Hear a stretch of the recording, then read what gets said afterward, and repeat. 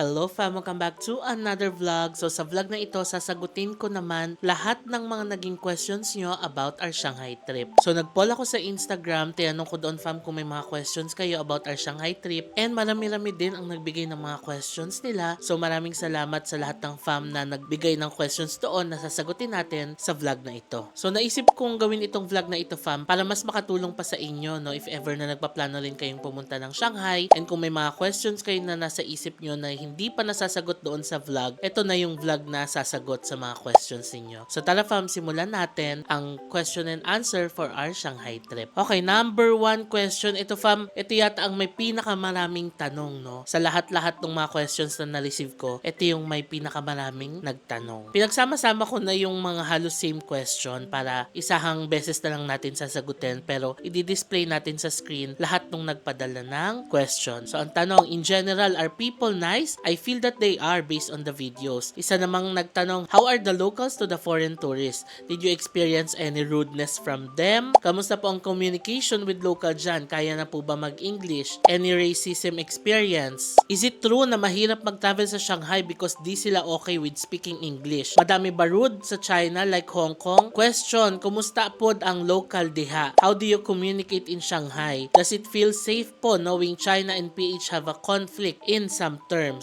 Is it safe in Shanghai? Mababait ba mga Chinese? Mababait ba mga tao sa Shanghai? And marami pang iba.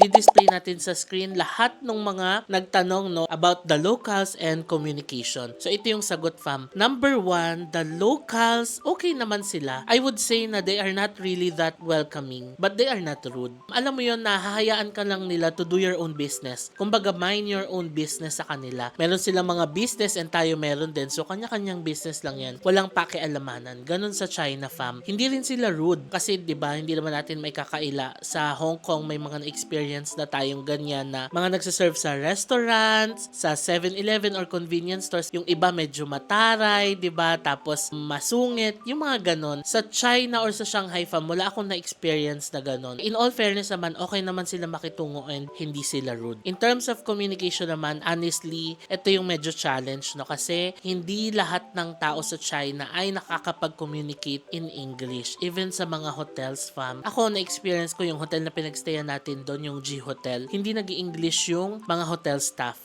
So, Google Translate lang talaga ang ginagamit ko. Sa mga nagtatanong kung anong app, it's the Translate app ng Apple. Ayan, ito siya. So, yun lang ang ginagamit ko fam, as in translate lang talaga kasi ang hirap makipag-communicate even sa hotel staff ha, kasi 'di ba ang experience naman natin sa mga ibang countries, kung hindi talaga nag-i-English yung mga tao, at least yung mga hotel staff may basic English. Meron naman, pero challenge pa rin. Okay, hear me out. Ito ang sample. Yung hotel na pinagsayahan kasi natin sa Shanghai, centralized yung aircon nila. E nung time na pumunta tayo doon, malamig pa yung buong Shanghai. Kaya yung aircon nila, hindi nila masyadong nilalamigan. Alam mo yung temp parang nasa mid lang or nasa low pa nga yata yung temp. Kasi nga malamig sa labas. Since wala silang heater, ganun nila kinokontrol yung centralized aircon nila. Ilo-low lang nila since malamig sa labas.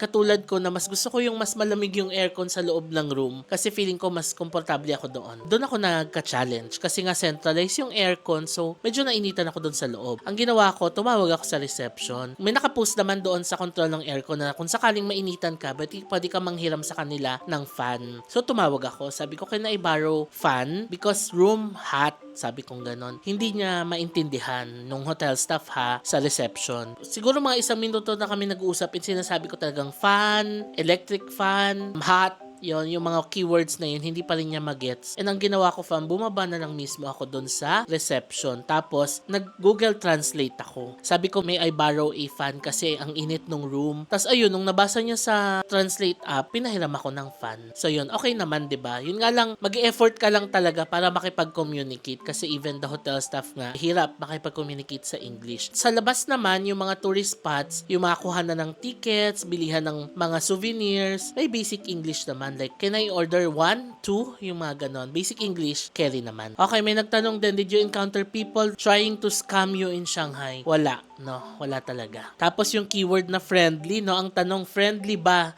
ang mga locals or yung mga Chinese ay friendly? I would say na hindi sila friendly, pero hindi rin sila rude, no? Yun nga, hahayaan ka lang nila sa business mo. Mako-compare ko kasi dito sa Pilipinas, tayong mga Filipinos, friendly tayo pagdating sa mga foreigners. Kapag may foreigner, talagang kakausapin natin, tatanungin natin kung may kailangan ba sila. Doon sa Shanghai, hindi sila ganon. Bahala ka kung anong gusto mong gawin, bahala ka dyan, no? Tapos, hindi sila friendly, hindi sila rude. So ayan fam, kasi ang daming nagtanong sa inyo niya, no, and I hope nabigyan kong linaw ang mga iniisip nyong katanungan about communication, about mga locals, no.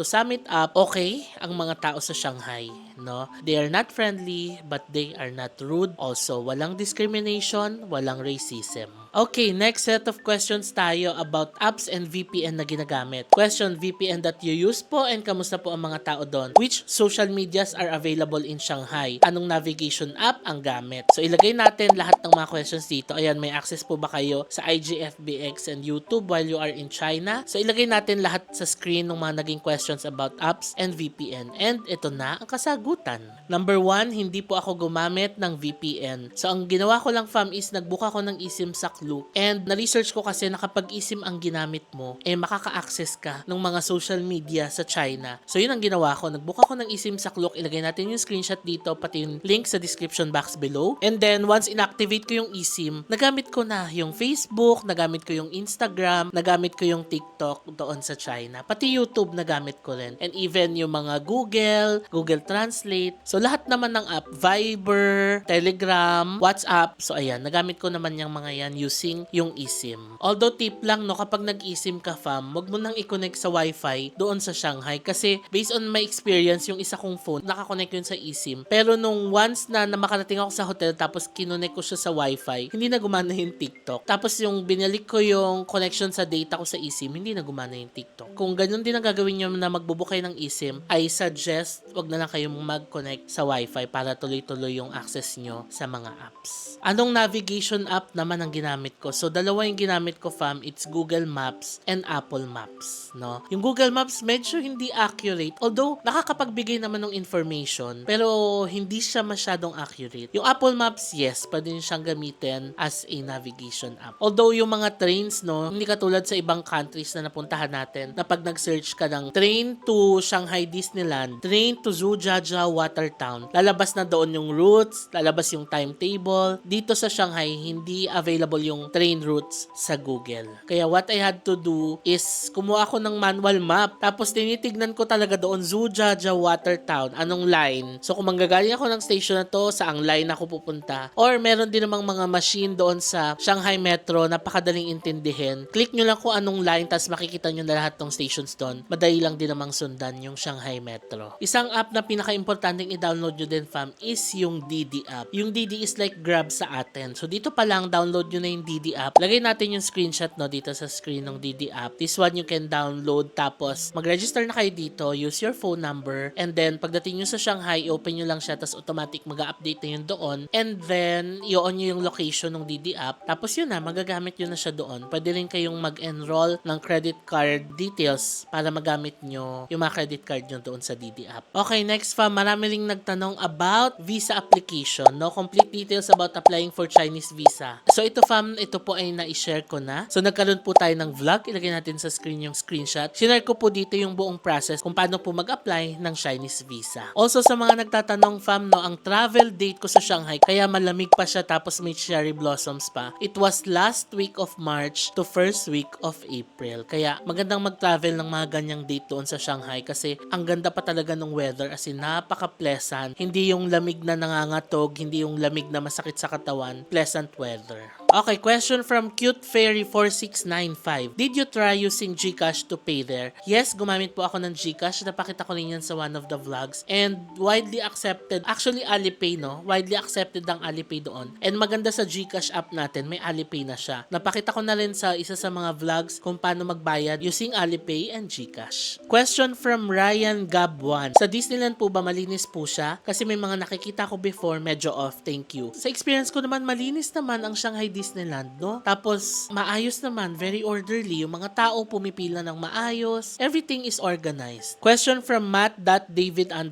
is it safe overall?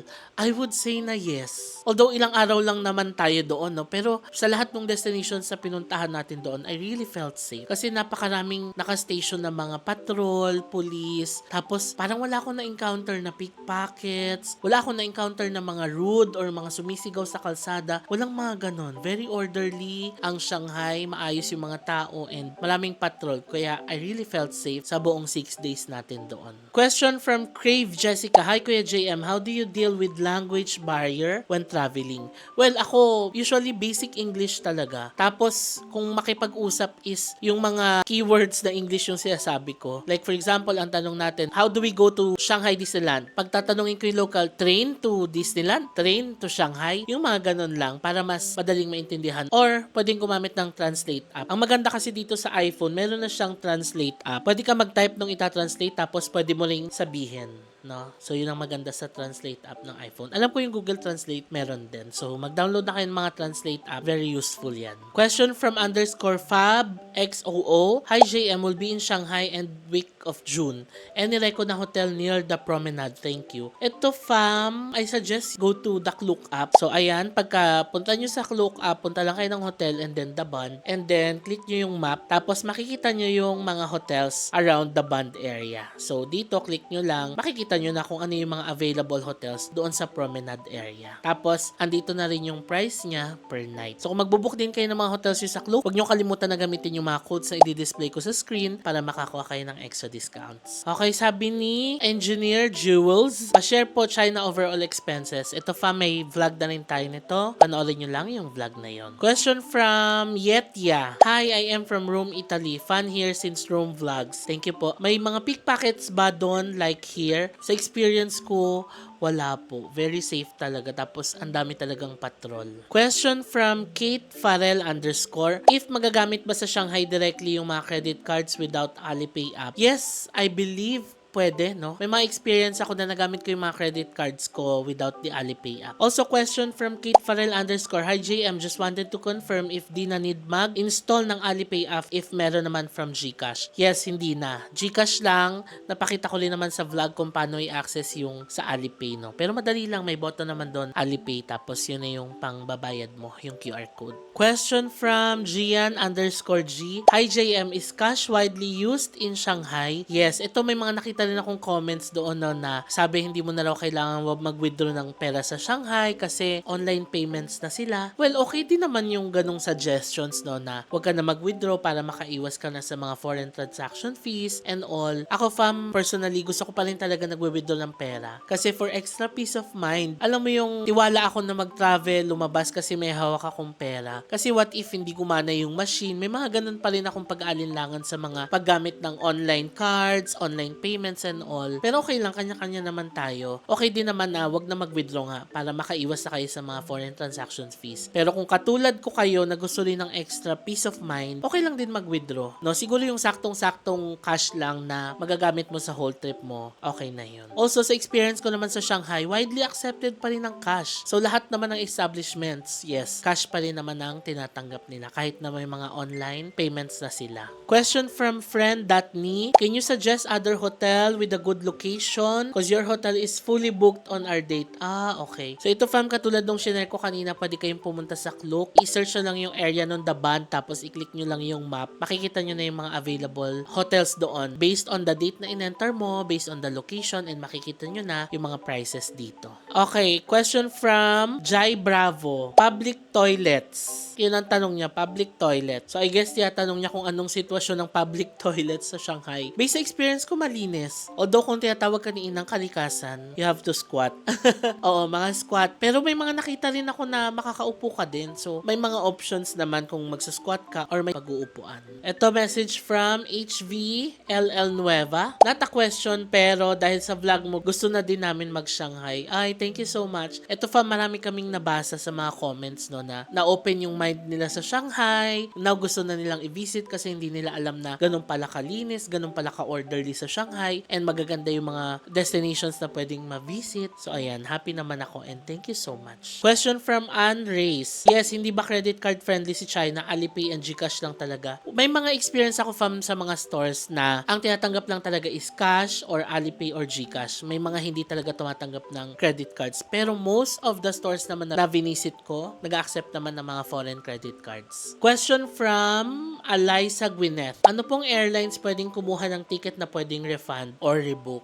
Ito fam, pwede nyo tong i-check sa mga FAQs ng airlines, no? Or sa mga details. For example, magbubook ka na. Usually, makikita mo naman yung details ng ticket kung refundable ba siya, kung rebookable ba siya. So, punta lang kayo sa website mismo ng airlines. For example, sa Cebu Pacific, yung Ceb Flexi na option, makikita mo naman doon kung ano yung mga perks niya. Also, sa mga ibang airlines, Air China, China Eastern, makikita mo rin yung details ng ticket. So, siguro tinatanong mo to sa pag-apply ng visa, no? So, akin, ang ginamit ko is yung Cebu Pacific with Ceb Flexi. Tapos, yung China Eastern, may partial refund din na offer, no? Or kung ayaw nyo naman mag-book pa talaga ng tickets, pwede kayo magpatulong sa mga travel agencies. Kasi yung mga travel agencies, pwede silang mag-book ng flight reservations. So, yung flight reservations, hindi ko masyadong alam kung magkano, pero mag-inquire na lang kayo sa mga alam yung mga travel agencies. Tapos, yung flight reservations na yun yung pwede nyong ipasa sa China visa application ninyo. Question from KR_May 1. Strict po ba for tourists? Like, may mga bawal mang gawin? Wala naman, no? Nagawa naman natin lahat ng mga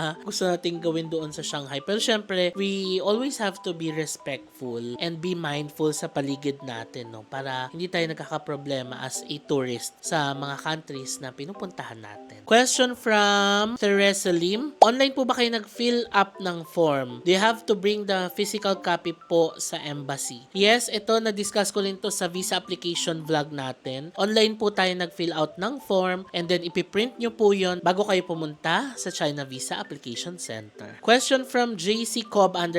Hello, is it safe and easy for solo female traveler? Also love your vlogs. Thank you. I believe yes, safe naman siya for solo female travelers. Pero syempre, pag nagta-travel tayo tas mag-isa lang, we really have to be vigilant, no, at all times. Question from Patty Mateo 14. Hi JM, follower here. Anong mai-recommend mong duration of stay sa Shanghai? Ito, fam, I would recommend yung katulad nung sa atin, mga 5 to 6 days para mas ma-appreciate yun ng maganda yung mga destinations, yung mga lugar, pagkain doon sa Shanghai. Question from Nasalin_E. Saan ang best area to stay? Ito, feeling ko yung best area to stay talaga is sa Nanjing Road and yung Daban Promenade kasi yun yung pinaka-center. Or di kaya naman, maghanap kayo ng mga hotels na may malapit na train station kasi napaka-convenient doon sa Shanghai. Lahat connected ng train. So, for as long as may malapit na train station sa'yo, you'll be good. Question from Honey B. Palomeno. Need ba one hotel booking per person ang i-declare? Kasi we'll travel soon with friends. Ito fam, for as long as naka-declare naman dun sa booking nyo kung ilang tao, I guess okay na yon. Ang ipapasa mo lang talaga is kung sino yung nag-book. Tapos, pwedeng ilagay nyo na lang sa details ng booking ninyo yung mga names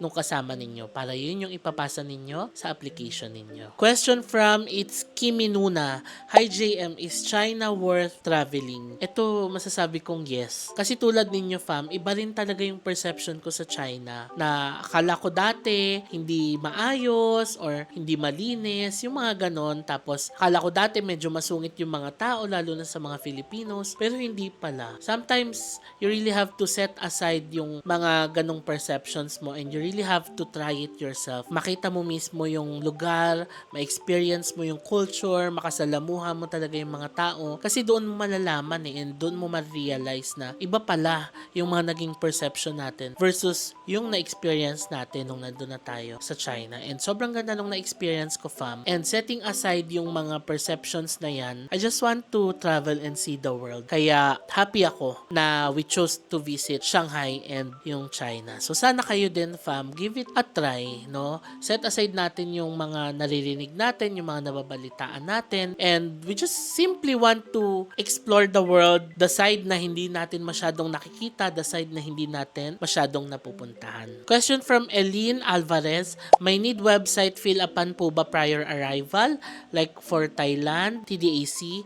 wala naman, no? Sa atin lang yung e-travel, kailangan fill outan niyo yun. Tapos sa Shanghai, wala naman. Question from Jamil Campbell, is DD available 24/7? I believe yes. Kasi nung ako nun madaling araw na, 'di ba, papunta sa city center from airport, okay pa rin siya. So, yeah, 24/7 available ang DD. Question from Paul.wg02, ideal pa rin ba mag-Shanghai kahit summer na sa kanila? Ito, medyo mahirapan akong isagot, no, kasi once pa lang tayo nakapunta ng Shanghai and isa pa lang yung na-experience nating weather sa kanila, yung spring weather na pleasant.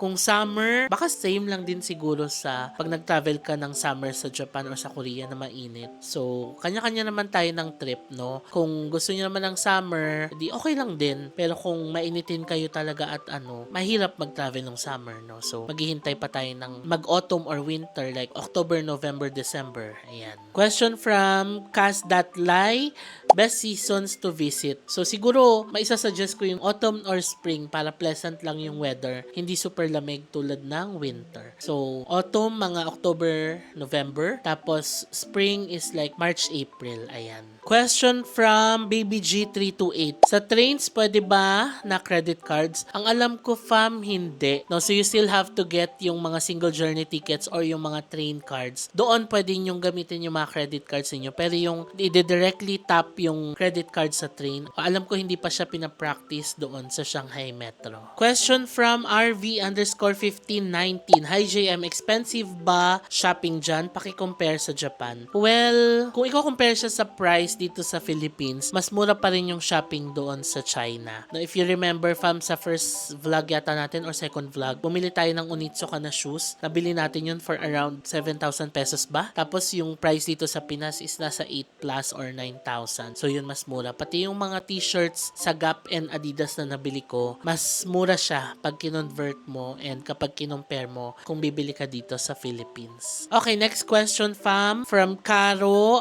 Garcia. Madali lang po ba makakuha ng visa kahit first time to travel abroad? Ito, fam, depende rin kasi ito sa requirements natin, sa financial capabilities natin, sa mga proof na maipapasa natin sa embassy, no? So, maganda, maiprepare nyo talaga lahat ng documents. Gumawa na ako ng vlog about visa application. So, sundin natin lahat ng mga documents doon and hanggat maaari, makumpleto natin yun para mas malaki yung chance na makapasa tayo. So, yeah, preparation talaga is the key and kumpletuhin natin hanggat maaari yung mga requirements natin para mas malaki yung chance na makapasa. So, wala namang mawawala, fam, kung itatry natin, diba? So, yeah, try nyo, malay nyo, makapasa kayo sa unang application ninyo. Edi, happy, punta na agad ng Shanghai. Next, ay question from Mika.shops. Is it affordable katulad ng Taiwan or expensive po? Ito, fam, I believe napaka-affordable doon sa Shanghai, no? Everything's affordable, tapos you get your money's worth talaga. Tulad sa mga hotels, magbabayad ka nga ng ganong price pero ang laki naman ng space na makukuha mo. Yung quality is okay. The food also,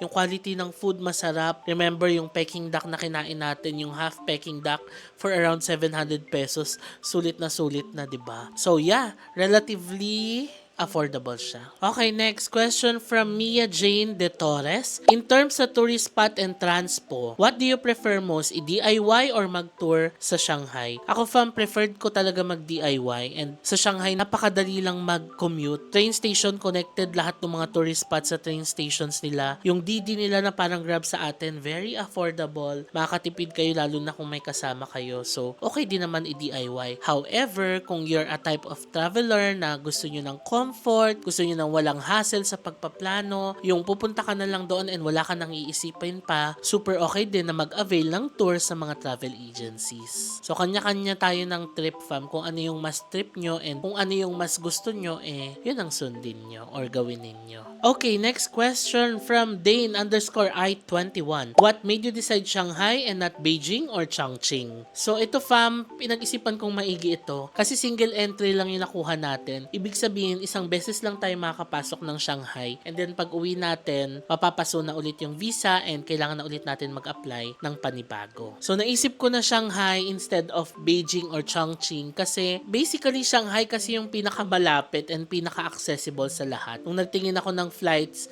yun yung pinakamalapit dito sa Pinas. Yun yung mas mura-mura yung flights. And feeling ko Shanghai is a good start, no? Kung first time mo magta-travel to China, no? Kasi based on my research, kompleto eh. Culture, food, Disneyland, water town, kaya yun, parang na-excite ako nung nakita ko yung Shanghai and yun yung pinili ko, no? So next time, God willing, sana mapuntahan din naman natin yung other parts ng China. Next naman, question from Kali V. How much pocket money po dapat for pasalubongs, transpo, food, etc.? Ito, na-share ko na rin ito fam sa ating Shanghai itinerary and expenses na vlog. So pwede kayong pumunta doon sa vlog na yon para makita niyo yung mga nagastos ko sa mga ito. So yeah, that's it fam for this vlog. Nasagot ko naman na lahat ng mga naging questions doon sa Q&A. Medyo marami kasing nagkatulad, no? Kaya isang sagutan na lang yung ginawa natin. So sana nabigyan ko pa kayo ng more information about our Shanghai trip. Yung mga questions sa utak ninyo na gusto nyong malaman, sana nasagot na nitong vlog na to. So again, in summary, Shanghai is okay to travel fam. Yung the people are not that friendly but they are not rude, but they are okay. You just have to mind your own business, be respectful, and be mindful sa mga kilos doon. And super okay, no? Walang racism, walang discrimination. Also, yung communication, medyo mahirap lang mag-English yung mga tao. But then again, andyan ang mga apps like Translate, Google Translate, para makipag-communicate ng maayos sa kanila, maging respectful lang talaga tayo at all times.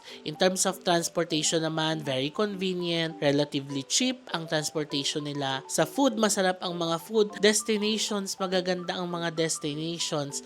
Kaya super okay pala talaga pumunta ng China. So again, ito fam, aware naman tayo no doon sa issue ng country natin versus sa country nila. And kahit ako nadidishearten ako pag nakakabasa ako ng mga news, articles about yung mga issue na yon. Pero I would just like to share na tayo fam ay gusto lang naman natin na mag-explore ng ibang lugar. And it's not because it's China, pero it's because maganda yung kultura nila, maganda yung mga destinations. Kaya maganda rin palang bigyan ng chance, no, itong China to explore and see kung ano yung mga may offer nila in terms of travel experiences, food, yung convenience ng transportation, and yung convenience mismo ng pagta-travel doon sa country nila. So that's it fam. Sana nasagot ko lahat ng mga questions niyo, and kung meron pa kayong mga tanong na hindi pa na-cover dito, pwede nyo pa rin yung ilagay sa comment section below, and we'll do our best na sagutin lahat ng yan para makatulong talaga sa inyo fam kung nagpaplano rin kayo na pumunta ng Shanghai and other parts of China. So before ko end itong vlog, please follow me sa aking mga social media accounts, JM Banquisio sa Facebook, at JM Banquisio sa Instagram, and at JM Banquisio _ sa TikTok. Kung nagustuhan nyo itong vlog na to, please paki-like nyo naman and subscribe kayo sa channel ko and hit that notification bell para ma-notify kayo every time na magkakaroon tayo ng bagong upload. Maraming salamat sa panonood, and I'll see you on my next vlog. Bye!